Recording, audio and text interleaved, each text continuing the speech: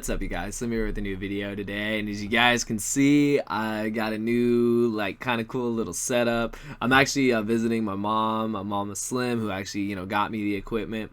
So now I am introducing to you guys a brand new segment here on the channel, and this is, I'm still working on the name, but I think I'm gonna go with "Damn, I Miss This Deck." And the reason why is this is going to be kind of a different version of back in the day, a little more modern-ish. What it's basically gonna be talking about is I'm going to pick decks at random, or decks that you guys request from any particular year, any particular format, and decks that just really haven't seen the light of day in like several months, several years, etc., and just talk about them and talk about the time that they were played. And I've actually decided to start with a really interesting one, and this was the Hunders deck that Galileo Obadiah, he was the world's champion, I believe, back in 2010. He's been to worlds multiple times. You guys know the guy, probably one of the best players in the entire game, from Panama, and he had piloted Hunders. Now, during this event, this was back in 2014, my good friend Denny Yu ended up winning with Herratic Rulers, but it was also a format where everyone was playing either Pure Geargia, Karakuri Geargia, Mermails,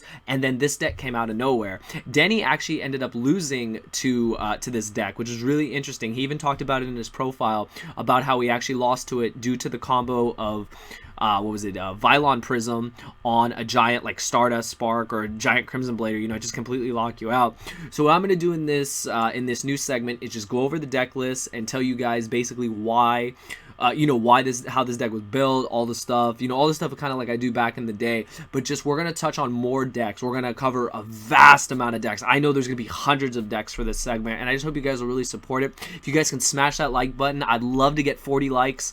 If not more, on this segment, and I hope that this continues. I really do want to make this a long-lasting segment here on the channel. So we're going to get into it. This is from 2014, Galileo Obadiah's Hunders deck. So it starts with 3 Thunder Seahorse, 2 Vylon Prism, 3 Maw Hunter, 3 Paw Hunter, and 3 Card D. For the spells, 1 Dark Hole, 3 Pot of Duality, 3 Recycling Batteries, 3 Mystical Space Typhoon, 1 Book of Moon, and then for the traps, 1 Bottomless, 1 Torrential, 1 Compulse, 3 Fiendish Chain, 2 Mistake, 3 Seven Tools of the Bandit, 3 Black Horn of Heaven, and 1 Solemn Warning. So getting to the main deck, basically the Hunders deck revolved around Thunder Seahorse, discarding it, and then adding the Thunder guys to your hand, and then you summon them, they let you summon another one. So basically you go Maw Hunter, Paw Hunter, and you can make your rank 4s. It's a very spammy rank 4 deck. Cars are for acceleration. Vylon Prism is really where the deck shines though.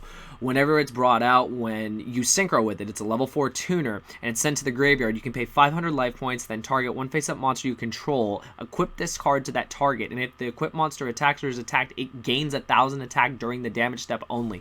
So that would mean when you go into your extra deck, any of these level 8 synchros would literally be boosted up by 1,000. Imagine a 3,800 Crimson Blader, Scrap Dragon, a 3,500 Stardust, a 3,500 Spark Dragon, just absolutely incredible, which is really cool too, because you could also play, all the rank 4s and everything that you needed.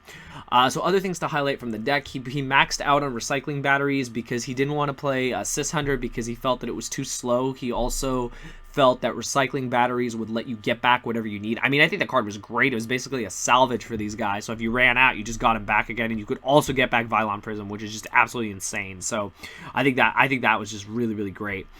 And other things to talk about, I mean, it was a format, there was plenty of back row, Typhoons, Book, etc. As far as the traps, I mean, this is all standard stuff we've seen in the past. The powerful one-ofs, Bottomless, Torrential, Compulse. Fiendish Chain was extremely popular during the time, not only stopping attacks, but also negating effects. Mistake was his tech. It was really good against Mermail, really good against Geargia. Stopping the armor search was critical. 7 Tools of the Bandit was so that you could get through pretty much everything. You could stop opposing warnings. You could stop pretty much everything at only paying 1,000 points. It was great. During this time, Black Horn of Heaven was the it card though. Every deck was maining at least 2, if not 3 of this card. Best answer to XYZs or any special summons that would happen. It was fantastic in the Geargia Mirror, and this was during this format before the card got eroded and reworded and all that. This card was one of the most sought after cards during that event. So really, really cool to see back in 2014 how different the format was. I'm just going to get into the extra deck. For the synchros, to combo with Vylon Prism, there's Crimson Blader, Scrap Dragon, Stardust, Stardust Spark. For the XYZs, there's M7 and Omega. You can, you go Omega, then you can put this over it. This card is amazing. For the rank 4s, this was during a time that Black Ship of Corn was played. 2 copies of Silent Honor Arc, 1 Diamond Direwolf, 1 Star Leech Paladynamo. This card was awesome. 1 at the time Excidon Knight, 1 Maestroke, because Maestroke used to just be amazing, and then 2 Dweller because of all the mermails. So things to really talk about. The real all-stars of the deck were, of course, the Synchros. Being able to bring up a 3800 Crimson Blader against like a Herratic deck or a Mermail deck and just locking them out basically could just win you the game. A 3800 Scrap Dragon, I mean, come on, that's huge. And just Stardust for like protection, being able to not fear cards that can destroy you is just ridiculous. And then, of course, like the generic rank 4s that were really, really good at the time. So yeah, so this is the first video in this series, you guys. I hope you guys will really support it. Like I said, 40+ likes would be awesome. And I think I might change the title, but I think for now, damn, I missed that deck. Sounds like a decent title. If you guys can think of a better title, let me know. I just really want this to be a continuing segment. I am bringing back, of course, back in the day.